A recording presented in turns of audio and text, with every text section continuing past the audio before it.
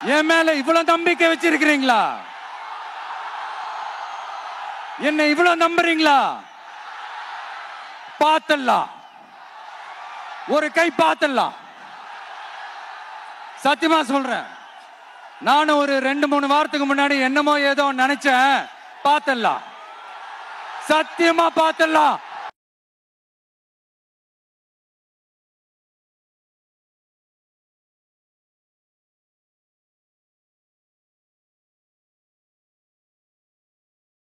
என்ன கண்ணுங்களா, எல்லாரும் எப்படி இருக்கீங்க?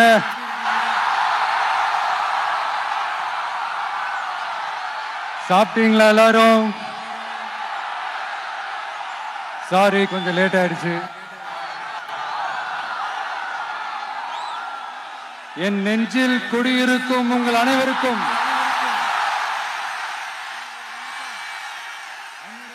என்னுடைய வணக்கம்.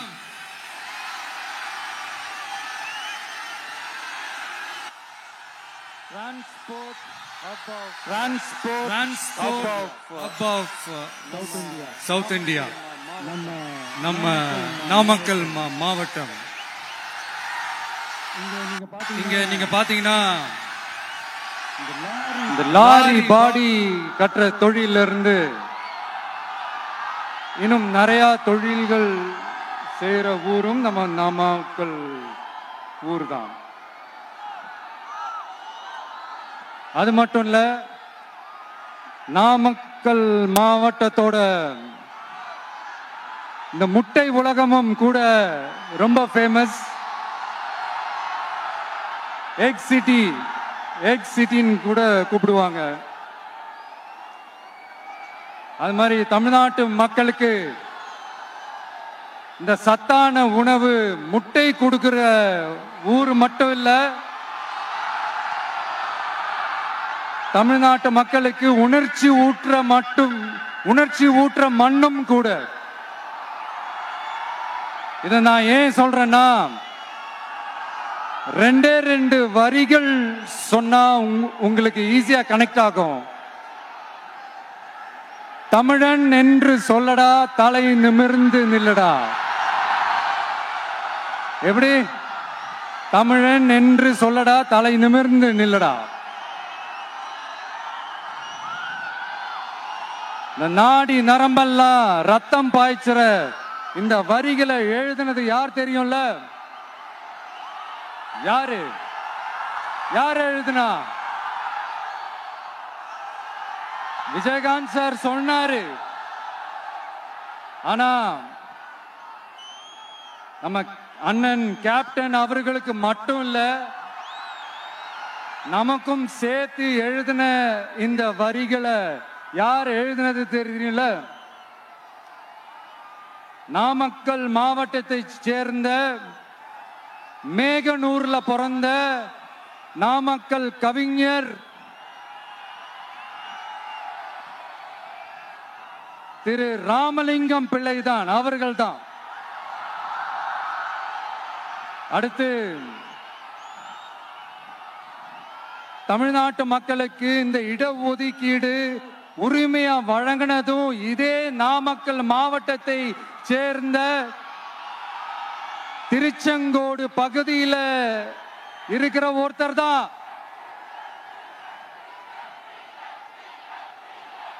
நம்ம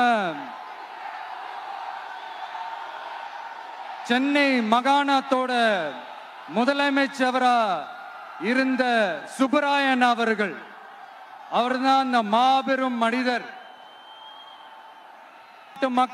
மக்களுக்கு இடஒதுக்கீடு உரிமைய வழங்கினதுல இவருக்கு மிகப்பெரிய ஒரு பங்கு ஒன்று இருக்கு. அதுதான் இந்த கம்யூனல் GO 1071 அதை கொண்டு வந்து பட்டியலின மக்களுக்கும் பிற்படுத்தப்பட்ட மக்களுக்கும் இத வழங்கினார். அதனாலதான் அவரு முதலமைச்சரா பதவியேற்றதுக்கு அப்புறம் முதல் தமிழர் அப்படின்ற அந்த பெருமையோட சொன்னது மட்டும் இல்லாம, இதே நாமக்கல்ல அவருக்காக ஒரு மணிமண்டபம் கட்டுவோம்னு வாக்குறுதி நம்பர் 456 கொடுத்தது யாரு?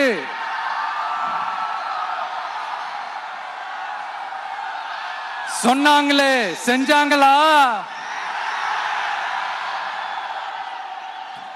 அதாவது ஒரு படத்துல நம்ம வடிவேல் சார் இந்த எம்டி பாக்கெட்டை எடுத்து இப்படி காட்டுவார் தெரியுமா? அந்த மாதிரிதான் ஒவ்வொரு வாக்குறுதியும் படிச்சுட்டு அந்த எம்டி பாக்கெட்டை இப்படி நம்ம காட்ட வேண்டியதுதான். இப்ப நம்ம அந்த நாமக்கல் மாவட்டத்துல வாக்குறுதிகளா அது செய்வோம் இது செய்வோம்னு நிறைய சொன்னாங்களே, அதுல ஒரு சின்ன லிஸ்ட் மட்டும் இப்ப நம்ம பார்ப்போம். ஒவ்வொரு ஒன்றியத்திலும் தானிய சேமிப்பு கிடங்குகள் அமைக்கப்படும். இவை உலர் களங்களுடன் கூடிய கொள்முதல் நிலையங்களுடன் இணைக்கப்படும். வாக்குறுதி நம்பர் 50.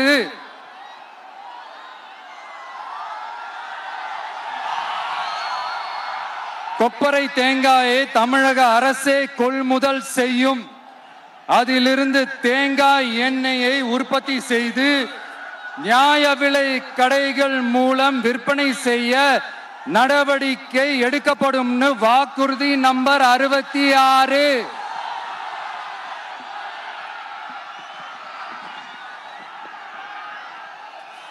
நியாய விலை கடைகளில் நாட்டு சர்க்கரை, வெல்லம் ஆகியவற்றை விநியோகம் செய்ய நடவடிக்கை எடுக்கப்படும். வாக்குறுதி நம்பர் 68. அரசு ஊழியர்கள் மற்றும் ஆசிரியர்களுக்கு மட்டும் இல்ல, போக்குவரத்து ஊழியர்களுக்கும் பழைய ஓய்வூதிய திட்டம் செயல்படுத்தப்படும். வாக்குறுதி நம்பர் 152. இதெல்லாம் சொன்னாங்களே, செஞ்சாங்களா? இப்ப நம்ம நாமக்கல் மாவட்டத்துக்கு வருவோம். ஒரு நாளைக்கு 5 கோடி முட்டைகள் உற்பத்தி செய்யப்பட்டு உலகம் முழுவதும் ஏற்றுமதி ஆகிற இந்த நாமக்கல் மாவட்டத்தில் அந்த முட்டைகள் வீணாகாம பாதுகாப்பா வைக்க முட்டை சேமிப்பு கிடங்குகள் அமைக்கணும். அந்த கோரிக்கையும் பாக்டீரியா மற்றும் வைரலாஜிக்கல் பரிசோதனையை மேற்கொள்ள ஆராய்ச்சி மையம் அமைக்கணும்ன்ற கோரிக்கையும் பல ஆண்டுகளா இருக்கு. ஆனா அதை இதுவரைக்கும் ஆண்ட கட்சிகளும் சரி, இப்ப ஆளும் கட்சிகளும் சரி, அதை பத்தி கொஞ்சம் கூட யோசிக்கவே இல்லை. அப்புறம் திமுக எம்எல்ஏவுக்கு சொந்தமான ஒரு மருத்துவ கல்லூரியில் நடைபெற்ற கிட்னி திருட்டு, அதுதான் நாடறிஞ்ச விஷயமாச்சே. அதை நான் திருச்சியிலே பேசியிருந்தேன். ஆனா அதுல நம்ம நாமக்கலை சேர்ந்தவங்க தான் அதிகமா பாதிக்கப்பட்டிருக்கிறதா சொல்றாங்க. அதிலும் குறிப்பா விசைத்தறியில் பணிபுரியும் ஏழை பெண்களை குறிவைத்து அந்த கிட்னி திருட்டு நடந்திருக்குன்னு சொல்றாங்க.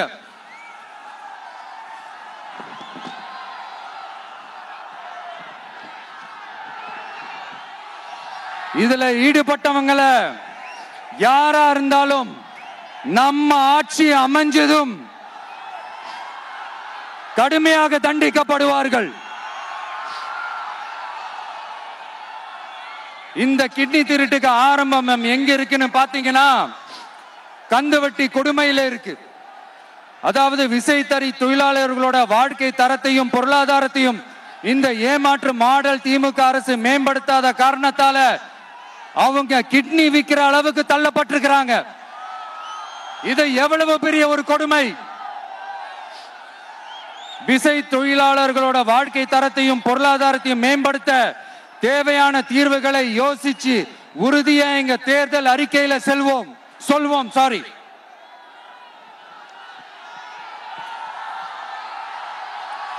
நான் இந்த சுற்றுப்பயணத்துல எல்லா ஊருக்கும் போகும்போது ஒரே விஷயத்தை தான் மக்கள் ரிப்பீட்டடா நம்ம கிட்ட சொல்றாங்க. அடிப்படை சாலை வசதி, குடிக்க நல்ல குடிநீர், ஒரு நல்ல மருத்துவ வசதி இல்ல, நல்ல டாக்டர்ஸ் இல்ல, பெண்கள் பாதுகாப்பு. இதத்தான் அவங்க கேட்கிற இந்த அடிப்படை விஷயங்கள். அவங்க பெருசா எதுவுமே கேட்கறது இல்ல.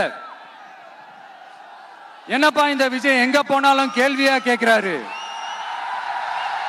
இவர் வந்தா என்ன செய்வாருன்னு கேட்டதுக்கு 2 இடத்துல அதுக்கான விளக்கத்தை ஒண்ணு சொன்னோம். கல்வி, ரேஷன், மருத்துவம், குடிநீர், அடிப்படை சாலை வசதி, மின்சாரம், போக்குவரத்து, பெண்கள் பாதுகாப்பு, சட்டம் ஒழுங்குன்னு இந்த மாதிரி அடிப்படை விஷயங்கள்ல எந்த சமரசமும் இல்லாம கரெக்டா செய்யப்படும் சொன்னோம். இதத்தானே எல்லாரும் சொன்னாங்க, அதே தான் இவரும் சொல்றாரு. இவர் என்ன புதுசா என்ன சொல்லிட்டாரு? புதுசா எதுவுமே சொல்லலையே.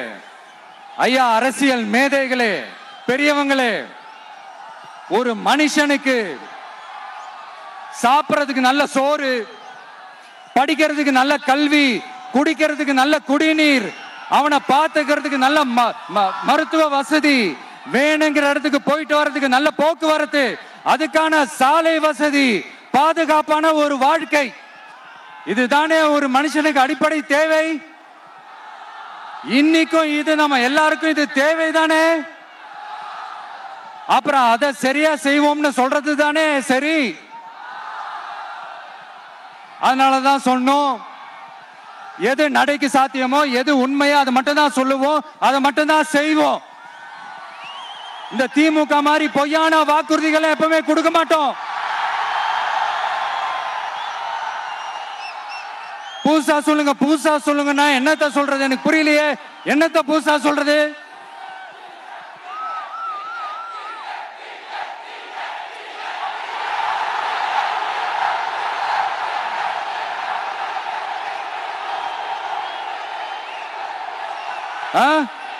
புதுசா என்னப்பா சொல்றது? செவ்வாய் கிரகத்துல ஐடி கம்பெனி கட்டப்படும், காத்துல கல்வீடு கட்டப்படும், அமெரிக்காவுக்கு ஒத்தடி பாதை போதப்படும், வீட்டுக்குள்ளே ஏரோப்ளேன் ஓட்டப்படும். இந்த மாதிரி அடிச்சு விடுவோமா? நம்ம சிஎம் அவர்கள் அடிச்சு விடுவாரு, அந்த மாதிரி அடிச்சு விடுவோமா?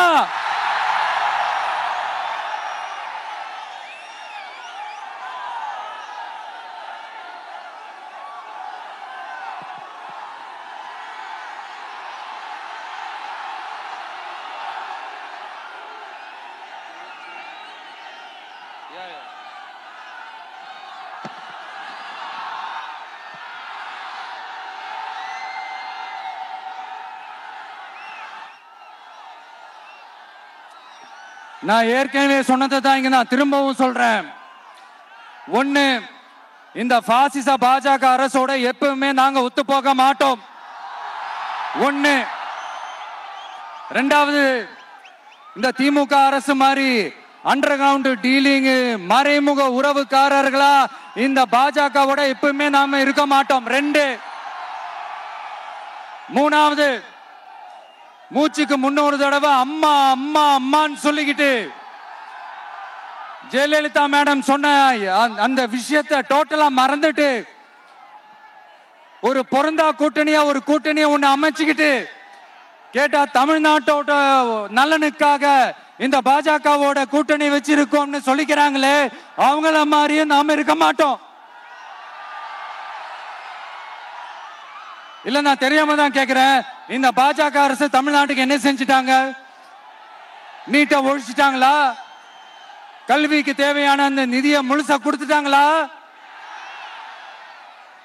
இல்ல தமிழ்நாட்டுக்கு தேவையான எல்லா விஷயங்களையும் தான் சரியா செஞ்சுட்டாங்களா? அப்புறம் எதுக்காக இந்த சந்தர்ப்பவாத கூட்டணின்னு நான் கேட்கல. புரட்சி தலைவர் எம்ஜிஆர் அவர்களோட உண்மையான தொண்டர்கள் அவங்க கேக்குறாங்க. சரிப்பா, அவங்க கூட்டு பொரியல் அப்பளம்னு எதையாவது கிண்டிக்கிட்டோம், நமக்கு எதுக்கு? மக்களே, இன்னொரு முக்கியமான விஷயம், இத கவனமா கேளுங்க. அதிமுக பாஜக நேரடி ஒரு உறவுக்காரர்கள்னு எல்லாருக்குமே தெரியும். அவங்களோட கூட்டணி மேல மக்களுக்கு எந்த ஒரு நம்பிக்கையும் இல்லைன்னு எல்லாருக்குமே தெரியும்.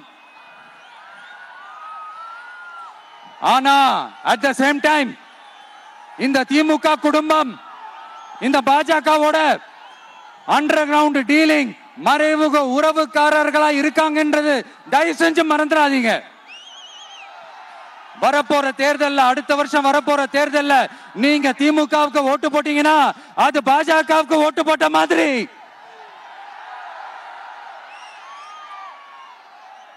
வெளியில அடிச்சுக்கிற மாதிரி அடிச்சுப்பாங்க, ஆனா உள்ளுக்குள்ள வேணாம் மக்களே, ஜாக்கிரதை, யோசிங்க.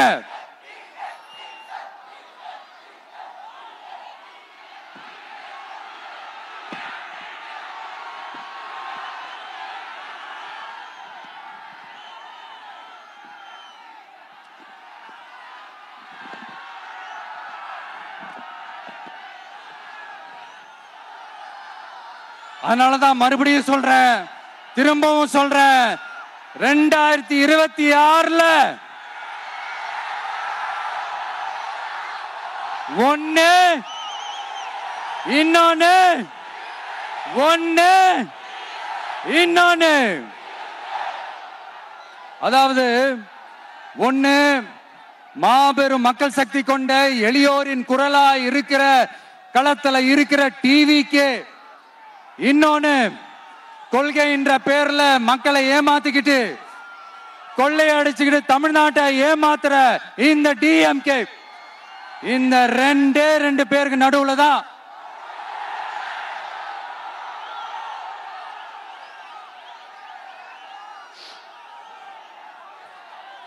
இப்படி ஒரு மோசமான ஒரு ஆட்சியை கொடுக்கறாங்களே. இந்த திமுக அரசு மறுபடியும் ஆட்சிக்கு வரணுமா? உங்க உண்மையான மக்களாட்சி, மனசாட்சி உள்ள மக்களாட்சி, உங்க நம்ம டிவிக்கு மறுபடியும் ஆட்சி அமைக்கணுமா? சாரி, இப்ப ஆட்சி அமைக்கணுமான்னு கேட்டேன். சாரி.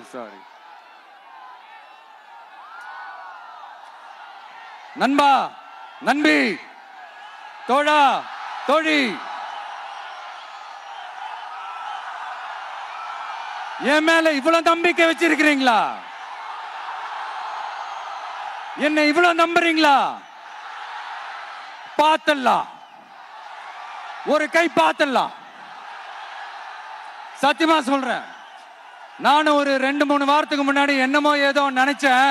பார்த்தலாம், சத்தியமா பார்த்தலாம். கான்பிடண்டா இருங்க மக்களே, நல்லதே நடக்கும், வெற்றி நிச்சயம். மீண்டும் சந்திக்கும் வரை நன்றி, வணக்கம்.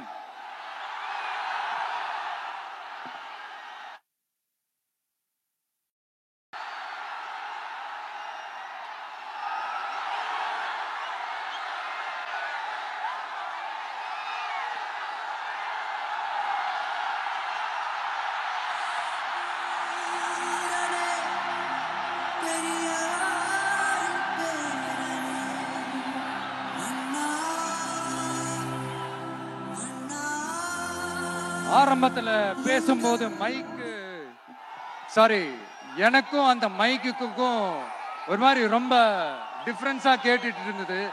அதனாலதான் கொஞ்சம் அந்த ரிதம் பிடிக்கிறதுக்கு கொஞ்சம் டைம் ஆயிடுச்சு. Okay, thank you so much.